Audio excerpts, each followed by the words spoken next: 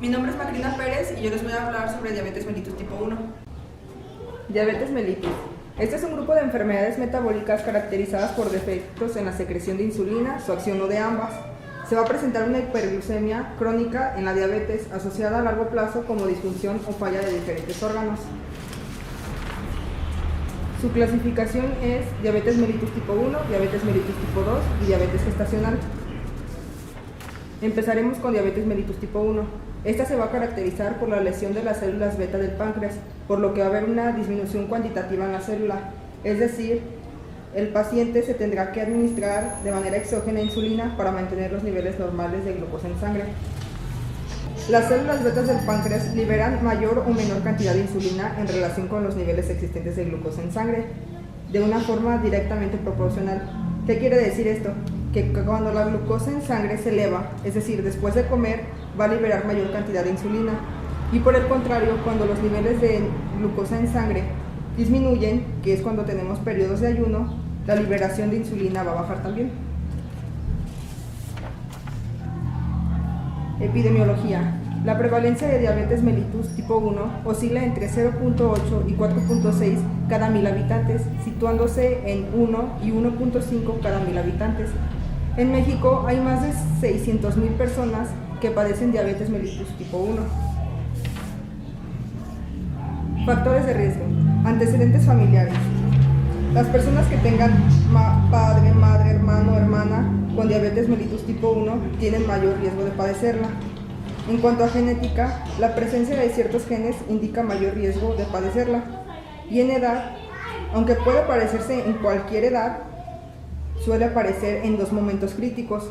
Momento 1, niños entre 4 y 7 años, y momento 2, van a ser niños entre 10 y 14 años. Etiología. La causa más común es la consecuencia de la destrucción de las células beta del páncreas. Esto se debe a un fenómeno autoinmunitario que se compensa de la presencia de ciertos anticuerpos en la sangre.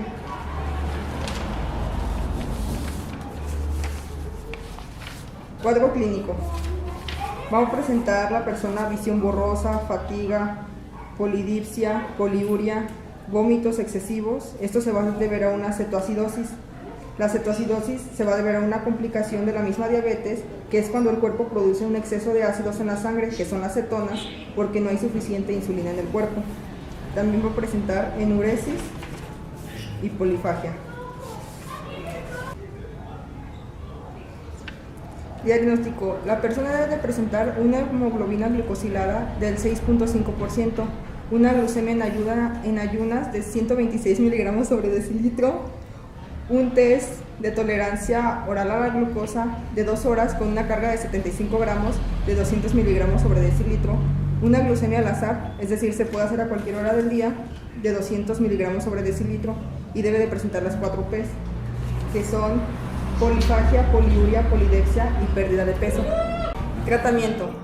Va a ser la administración de insulina. Los tipos de insulina que tenemos son de acción breve, acción rápida, acción intermedia y acción prolongada. Regularmente se usa la insulina de acción breve y de acción prolongada. Puede ser en inyecciones antes de las comidas o en inyecciones de 1 o 2 veces al día, o incluso bomba de insulina. El realizar un recuento de hidratos de carbono, lípidos y proteínas, un control de glicemia y alimentación que disminuya el consumo de lípidos e hidratos de carbono. Y por último sería el ejercicio para que mantenga un peso estable. El objetivo de nuestro tratamiento sería la disminución de concentraciones sanguíneas de glucosa a los límites normales para así aliviar signos y síntomas y prevenir la aparición de complicaciones.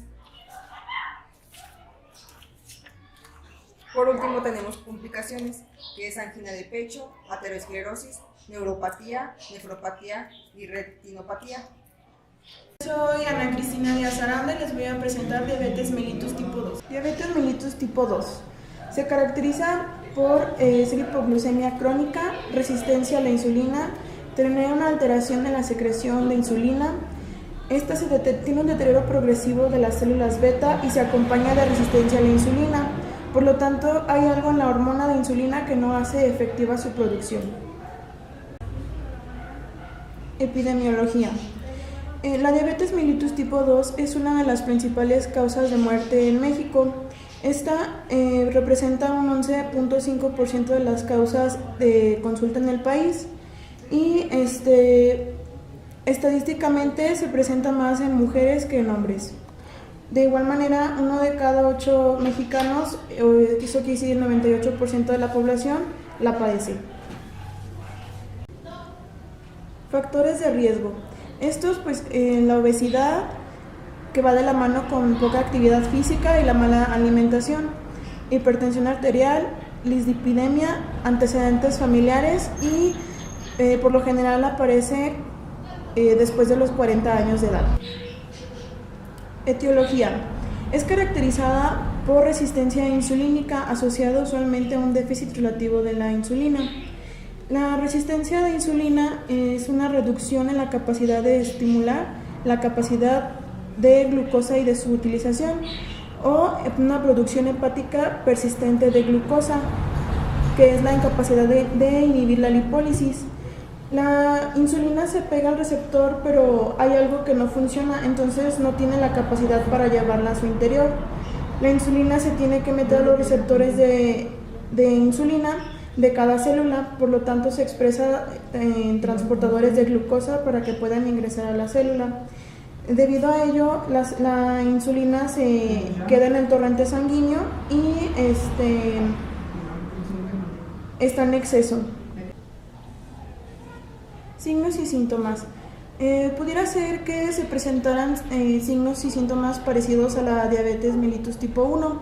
Sin embargo, esta se caracteriza por la polifagia, que es el exceso de hambre, y polidipsia, que es el exceso de sed. De igual manera, por la pérdida de peso, ya que baja la síntesis de proteínas y aumenta la degradación de proteínas. En cuanto al diagnóstico, se aplica el mismo que para diabetes mellitus tipo 1. En cuanto al tratamiento, diabetes mellitus tipo 2 se caracteriza por no ser dependiente de insulina. Esta más bien se trata con dieta y ejercicio, y el medicamento metformina. Por lo general es de una presentación de 500 miligramos, es un antihiperglicemiante y disminuye la resistencia de insulina, disminuye la síntesis de VLDL y disminuye triglicéridos. Por lo general se trata con esto, y así no es posible mantener rangos estables, se indica la insulina. Por último, se muestra una tabla con las diferencias de diabetes mellitus tipo 1 y tipo 2. Hola, soy Fanny Martínez y les voy a presentar el tema de diabetes gestacional. Diabetes gestacional es un estado hiperglucémico durante el embarazo. La placenta produce hormonas que se oponen al efecto de la insulina. Esto causa que aumente la glucosa. Se da entre la semana 24 y 28 de gestación. Epidemiología. La diabetes gestacional afecta al 7% de las mujeres embarazadas en el mundo. Un estudio de mujeres con diabetes gestacional demuestra que hasta un 70% de ellas pueden desarrollar diabetes mellitus dentro de los 20 años de posparto. Etiología. El cuerpo tiene hormonas que ayudan a controlar los niveles de glucosa. Cuando te embarazas, los niveles hormonales cambian y esto afecta a que tenga un control adecuado de glucosa y hace que los niveles de glucosa en sangre aumenten. Factores de riesgo. Cualquier embarazada mayor de 25 años que tenga antecedentes de diabetes gestacional, que tenga un bebé macrosómico de 4 kilos o más de 4 kilos, que tenga sobrepeso y obesidad, que tenga hipertensión crónica, que tenga un diagnóstico previo de diabetes gestacional o que tenga antecedentes familiares con diabetes mellitus tipo 2. Signos y síntomas: visión borrosa, fatiga, polidipsia, poliuria, vómitos o náuseas, pérdida de peso inexplicable. Diagnóstico. Hay estudios iniciales que se hacen entre la semana 24 y 28 de gestación. Si se tiene mayor riesgo, se hacen antes. Está la de muestra de glucosa en sangre. Si hay sospecha más alta, se hace la de tolerancia a la glucosa en 3 horas. Se hace la primera en ayunas y después se tomará un líquido que contiene 75 gramos de glucosa. Se diagnostica diabetes cuando los niveles de glucosa están por arriba de los que vienen en la tabla. Tratamiento. El tratamiento puede empezar con dieta, ejercicio o insulina. El primer tratamiento que se toma es dieta y ejercicio. La madre y el bebé ganarán peso sin afectar los niveles de glucosa. Se deben limitar dulces y carbohidratos. Deben de existir refrigerios entre comidas y la dieta debe de ser menor a 1500 calorías por día. Si después de 2 semanas no hay regulación de glucosa, se toma el tratamiento farmacológico, que es la insulina. Los requerimientos que deben de tomar es de 0.3 unidades a 1.5 unidades por kilo de la persona. Si la embarazada rechaza la insulina y es mayor a 20 semanas de gestación, se toma la metformina. Existe la recomendación de combinar insulina de acción rápida con insulina intermedia. Esto va a evitar la hiperglucemia postprandial y va a simular la secreción de insulina fisiológica. Complicaciones. Existen complicaciones fetales y maternas. Algunas complicaciones fetales es macrosomía, hipoglucemia, insuficiencia respiratoria, obesidad y diabetes tipo 2 en niñez, óbito fetal, problemas hematológicos, ictericia y malformaciones. En complicaciones maternas está cetoacidosis, preeclampsia y eclampsia, diabetes gestacional en embarazos posteriores, desarrollar diabetes mellitus tipo 2 posparto y cesárea. Hola, soy Alexandra y les voy a hablar sobre adenoma hipoficiario. El adenoma es una tumoración benigna en glándulas, por ejemplo tiroides, suprarrenales e hipófisis. En esta ocasión solo nos centraremos en el adenoma hipoficiario.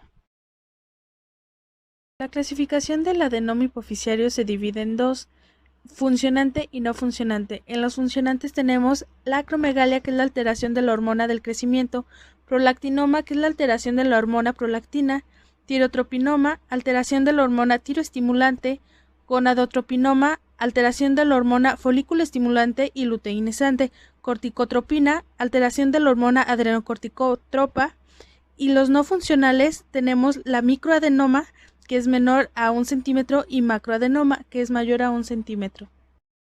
Estadísticas. Los adenomas hipoficiarios constituyen el 15% de los tumores intracraneales.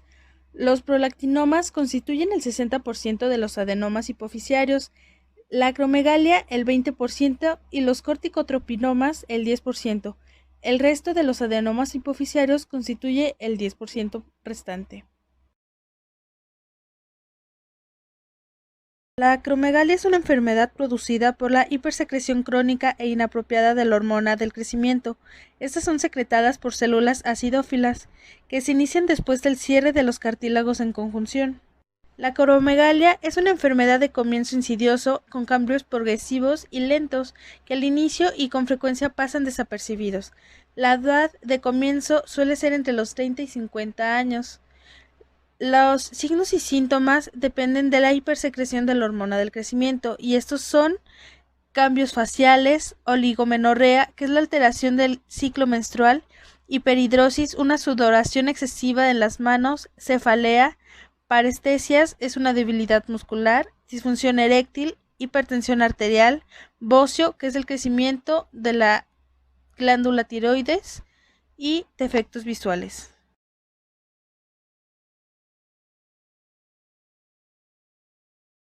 Para el diagnóstico de la acromegalia, primero debemos de tener un diagnóstico de presunción clínico ante un fenotipo característico. Es útil la comparación de estudios previos con actuales. También solicitaremos estudios de laboratorio como recuento de la hormona de crecimiento sérica basal, aunque esta no es muy confiable. Posteriormente también solicitaremos prolactina sérica, ya que los tumores de acromegalia congregan prolactina. Posterior solicitaremos estudios complementarios como biometría hemática, química sanguínea. Dependiendo de cada indicación de los pacientes, también podríamos solicitar electrocardiograma, ultrasonido, radiografías y resonancia magnética. En esta última permite ver las características del tumor como tamaño, extensión y relación con estructuras vecinas. También para un diagnóstico diferencial se solicitará el resto de la función hipoficiaria, que es la medición de las hormonas que se dan en la hipófisis. Prolactinoma. Se trata de un tumor adenohipoficiario productor de prolactina. Este es el más común de todos. El 95% está constituido por microadenomas. La etiología se divide en fisiológicos, que puede ser embarazo, lactancia, estrés, sueño y ejercicio. Neurogénicos, lesiones en pared torácica, lesiones medulares o estimulación mamaria. Hipofisiarios, como es silla turca vacía, cuando la hipófisis se vuelve plana o se encoge. Enfermedad de Cushing es una afección producida por la secreción excesiva de cortisol.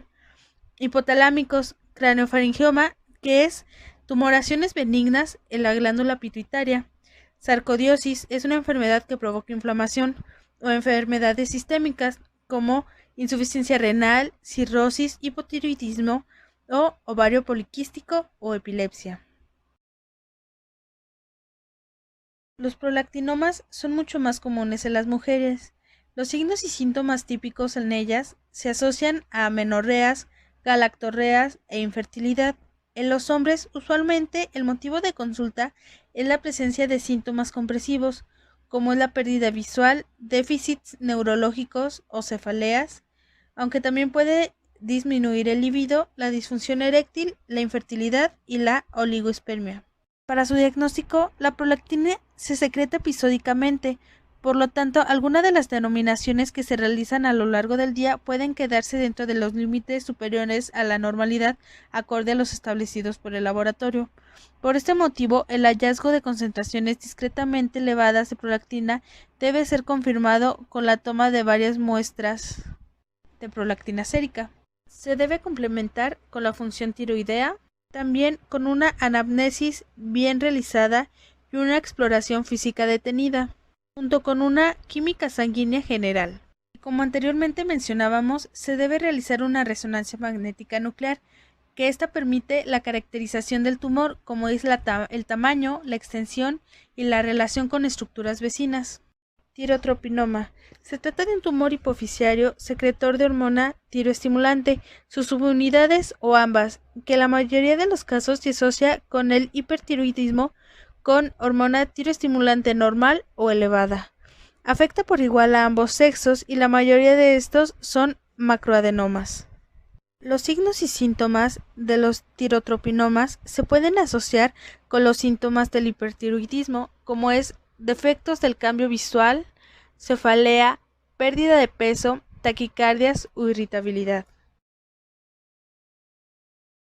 Primeramente, debemos realizar un diagnóstico diferencial y para esto debemos realizar un perfil tiroideo, ya que hay una resistencia hacia las hormonas tiroideas por una respuesta positiva hacia la hormona liberadora de tirotropina.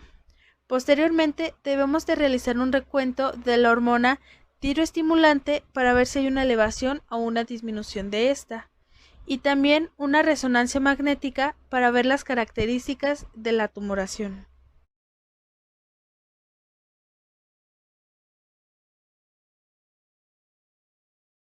Gonadotropinomas. Estos son tumores anterohipofisiarios secretores de hormonas luteinizantes y folículo estimulantes.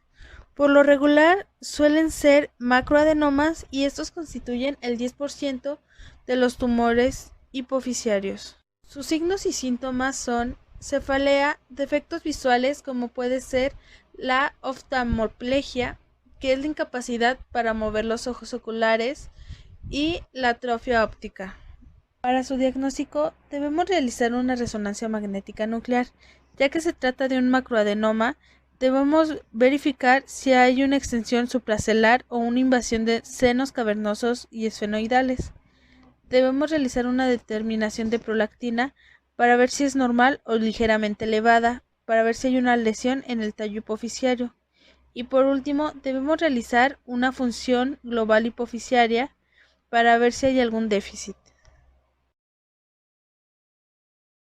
El tratamiento para los adenomas hipofisiarios consiste en la cirugía transfenoidal, mediante el cual el cirujano logra acceso a la hipófisis desde la cavidad nasal hasta el seno esfenoidal, extirpa el piso celular anterior inferior y hace una incisión en la dura madre. El adenoma se extirpa de manera selectiva y se identifica y preserva el tejido hipofisiario normal. La tasa de éxito de esta cirugía es del 90% de los pacientes con microadenomas. La radioterapia hipofisiaria debe reservarse a los pacientes con quienes la resección de adenomas fue incompleta y en aquellos cuyos tumores no son idóneos para una terapia médica o ésta ha fracasado. La radioterapia consiste en 2 partes o tiene 2 partes, la radioterapia estereotáxica y la radiocirugía. Para el tratamiento farmacológico tenemos 3 tipos de medicamento: los agonistas dopaminérgicos, los agonistas de la somatostatina y los bloqueadores del receptor de la hormona del crecimiento. De los agonistas dopaminérgicos tenemos la bromocriptina, la carbegolina y la quimagolida. El manejo médico de los adenomas hipoficiarios se hizo factible con la disponibilidad de la bromocriptina, un agonista de la dopamina que suprime tanto la prolactina como el crecimiento del tumor en los pacientes con prolactinomas. Agonistas de la somatostatina tenemos la octreotida, que son útiles en la terapia de acromegalia y en algunos adenomas secretores de la hormona tiroestimulante. Mi nombre es Ana Hernández Ruiz y les voy a presentar craniofaringioma. Craniofaringioma. Este es un tumor cerebral no canceroso poco frecuente. Este tumor se puede presentar a cualquier edad, pero más frecuentemente ocurre en niños y adultos mayores. Surge de los restos de la bolsa de Rathke, ocupando la región celar y la región supracelar. Suelen aparecer justo en el margen anterosuperior de la hipófisis. Generalmente están formados por una parte de masa sólida y una parte formada por un quiste lleno de líquido. Estos crecen lentamente y no se diseminan hasta otras partes de dentro de la cabeza o igual del cuerpo. Por lo general, los craniofaringiomas se desarrollan cerca de la hipófisis y del hipotálamo. Aquí podemos ver un poco de anatomía y haciendo un acercamiento podemos ver el hipotálamo y la hipófisis, al igual que el nervio óptico. Estos se generan generalmente aquí. Estos tumores a veces crecen y presionan partes cercanas del encéfalo, también otras áreas, como puede ser la hipófisis, el quiasma óptico, los nervios ópticos y los espacios llenos de líquido dentro de la cabeza. Y en ocasiones pueden afectar la elaboración de hormonas, el crecimiento y la vida. Epidemiología. Su frecuencia relativa es del 3% de los tumores primarios. Existen 2 picos de edad. El primero es en la infancia, entre los 5 y 14 años. Este abarca del 6 al 8% de las neoplasias en la edad pediátrica. Y el segundo en los adultos de 50 a 60 años, predominando en el sexo masculino. Factores de riesgo. Realmente no se conocen factores de riesgo, pero se conoce que estos tumores no pueden ser heredados a través de los padres, que no pueden correr en las familias. Etiología. La causa de estos tumores no es bien entendida, pero se sospecha que comienzan durante las primeras etapas del desarrollo en el embarazo, en la embriogénesis, y pueden ser el resultado de la metaplasia. La bolsa de Rathke es una invaginación del ectodermo que durante la 3ª y 4ª semana de gestación se introduce en la zona del estomodio y da origen a la adenohipófisis. Se cree que los craniofaringiomas surgen de los restos epiteliales del conducto craniofaringio de la bolsa de Rathke.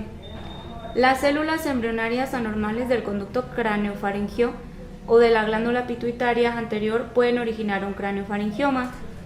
La adenohipófisis se origina de la bolsa de Rathke, que es una invaginación del epitelio. La neurohipófisis se origina del neuroectodermo, que formará al hipotálamo. Cuadro clínico.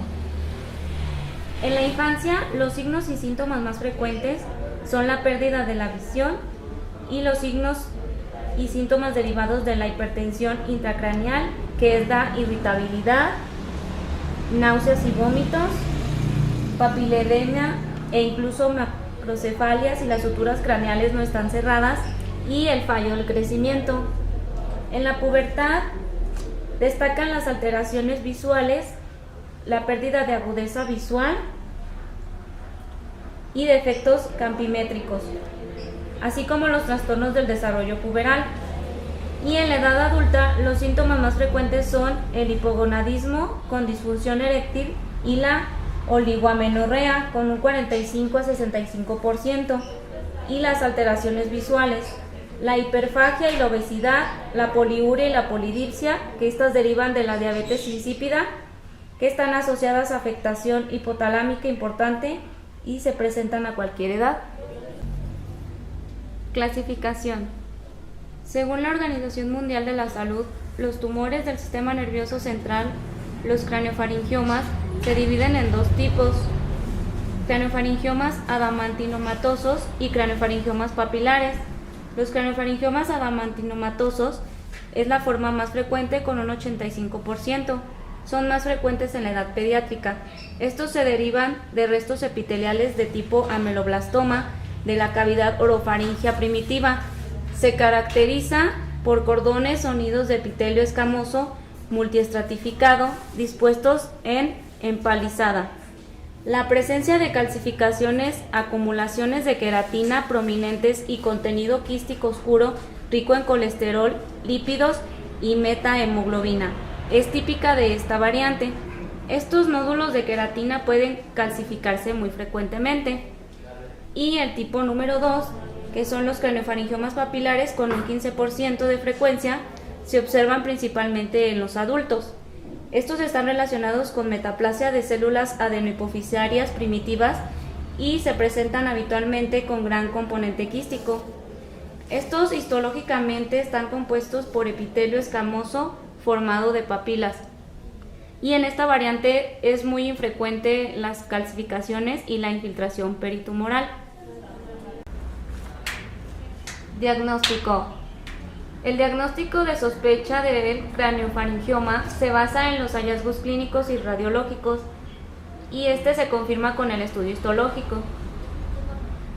La exploración física es un diagnóstico que normalmente comienza con una revisión de la historia clínica y un examen neurológico que va a realizar el médico. Durante este procedimiento se van a evaluar la visión, la audición, el equilibrio, la coordinación, los reflejos y el crecimiento.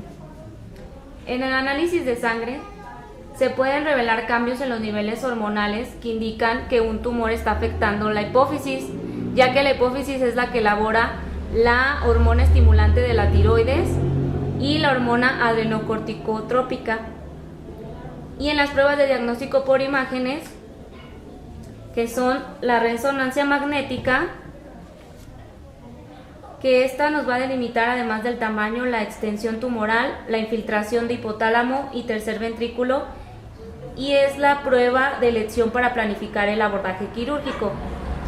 La tomografía axial computarizada y la tomografía computarizada, estas nos van a demostrar claramente las calcificaciones características en un 90% y van a evaluar el tamaño y las relaciones anatómicas del tumor, así como la radiografía.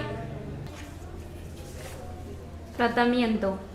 Este va a depender de la localización, el tamaño, el potencial de crecimiento y la edad de presentación. Comenzamos con la cirugía. La forma de esta va a depender del tamaño del tumor y su lugar en el encéfalo. También dependerá de que el tumor haya crecido hasta el tejido cercano en forma de dedo y los efectos tardíos que se esperan después de la cirugía. Los tipos de cirugía que se utilizan para extirpar todo el tumor o la mayor parte de este son: cirugía transesfenoidal. En esta cirugía se introduce un endoscopio y una cureta a través de la nariz y el seno esfenoidal para extirpar un tumor. Y craneotomía. En esta cirugía se extirpa un tumor a través de una abertura hecha en el cráneo. A veces se logra extirpar todo el tumor que se ve durante la cirugía y no se necesita más tratamiento, pero otras veces es difícil extirpar todo el tumor porque está creciendo o presionando los órganos cercanos. En este caso quedan restos del tumor después de la cirugía y se puede administrar radioterapia para eliminar las células tumorales que queden. Radioterapia. La radioterapia es un tratamiento donde se usan rayos X de alta energía u otros tipos de radiación para destruir las células tumorales o impedir que crezcan. Existen dos tipos de radioterapia. La primera es la radioterapia externa. Este tipo de radioterapia se En este tipo de radioterapia se usa una máquina que envía la radiación hacia el tumor desde el exterior del cuerpo, y la radioterapia interna. Aquí se utiliza una sustancia radioactiva que está sellada en agujas, semillas, alambres o catéteres directamente dentro del tumor o cerca de este. Y por último, la quimioterapia. La eficacia de la quimioterapia en el craniofaringioma ha sido evaluada en un número pequeño de casos, principalmente niños y adultos jóvenes, con tumores progresivos o que sean recurrentes. Se ha utilizado doxorubicina con control de la enfermedad local en 3 de 4 niños tratados. Mi nombre es Karen Jocelyn González González y yo les voy a explicar sobre la hipofisitis. Hipofisitis. La hipófisis es una glándula que regula la actividad de la mayor parte de las otras glándulas endocrinas, y esta determina la cantidad de estimulación que necesitan las otras glándulas sobre los tejidos que actúan. Clasificación. Bueno, esta se clasifica en primaria y en secundaria. La primaria se clasifica en linfocítica, que esta tiene causa inmunitaria, la granulomatosa, que es de causa infecciosa o no infecciosa, y la xantomatosa, que puede ser por roturas de algún quiste. En la secundaria puede ser por lesiones locales, por germiniomas, por quistes, craniofaringiomas, adenomas, enfermedades sistémicas o sarcoidosis.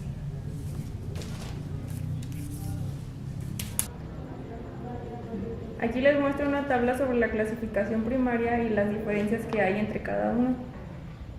Bueno, yo les voy a hablar de la hipofisitis linfocítica. Es la más común de estas 3 clasificaciones. Y bueno, es una afección poco frecuente que abarca amplio espectro a las lesiones inflamatorias que pueden afectar a la hipófisis o el tallo hipofisial. Como epidemiología, pues primeramente hay más en Japón con un 34%, de ahí sigue Estados Unidos con un 22%, le sigue Reino Unido, Alemania y Canadá y otros países. De esos casos publicados, el 90% han sido mujeres, y de esos 90%, el 90% son premenopáusicas, y del 50 al 75% están embarazadas o posparto. Factores de riesgo. Mujer en periparto, la edad, que el hombre sea mayor de 45 años y mujeres mayor de 35 años, alteración de las funciones de la hipofisiaria, algunos otros procesos inmunitarios, marcadores autoinmunitarios como pueden ser anticuerpos antitiroideos, antinucleares, anticélulas parietales, antiadrenales y antimusculo liso. También son cefaleas con síntomas de efecto de masa como puede ser oftalmoplegia, algunos efectos visuales, náuseas, vómitos. Otro factor de riesgo puede ser diabetes insípida con cefaleas y la pleocitosis linfática. Etiología. Bueno, una de las primeras causas es la relación con algunas otras enfermedades autoinmunitarias que pues están entre el 20 y el 50%. Son como por ejemplo enfermedades tiroideas autoinmunes, adrenalitis autoinmune, anemia pernicosa y diabetes mellitus tipo 1, síndrome pluriglandular autoinmune tipo 2, presencia de alotipos HLA, DR4 y DR5, lesiones con infiltrados, anticuerpos antihipofisiarios, como los que ya mencioné, los factores de riesgo. Puede ser también vitiligo, parotiditis, celiaquía, lupus eritematoso sistémico y artritis reumatoide. Diagnóstico. Un método de diagnóstico pueden ser los marcadores inmunológicos, y aunque se han mostrado muy poca utilidad, pues aquí le toman mayor importancia a las células T de esta patogenia. Otra puede encontrarse anticuerpos contra la hipófisis, y con este diagnóstico es muy baja la especificidad, ya que pueden encontrarse anticuerpos contra la hipófisis en algunas otras enfermedades, como puede ser la enfermedad de Cushing, los adenomas hipofisiarios, la silla turca vacía, el síndrome de Sheehan y algunas otras enfermedades autoinmunitarias, como puede ser la diabetes mellitus tipo 1, la tiroiditis de Hashimoto o la enfermedad de Graves. Otro método diagnóstico puede ser la radiología simple de cráneo. Aquí se encuentra un agrandamiento de la silla turca y muestra erosión del dorso. En la resonancia magnética y la tomografía computarizada también se muestra un agrandamiento hipofisiario y suele ser simétrico y de densidad homogénea antes del contraste. Y con el último método diagnóstico, que es el más importante porque es el de mayor seguridad. Tratamiento. Bueno, en el farmacológico se pueden usar fármacos inmunosupresores como puede ser la azatiropina, el metrotexato y las ciclosporinas. Cuando no funciona el tratamiento farmacológico o si hay compresión del nervio óptico o hipertensión intracraneal, se recurre al método quirúrgico, y aquí es una cirugía transesfenoidal, y aquí tiene que usarse forzosamente el método diagnóstico histológico para poder recurrir al tratamiento quirúrgico.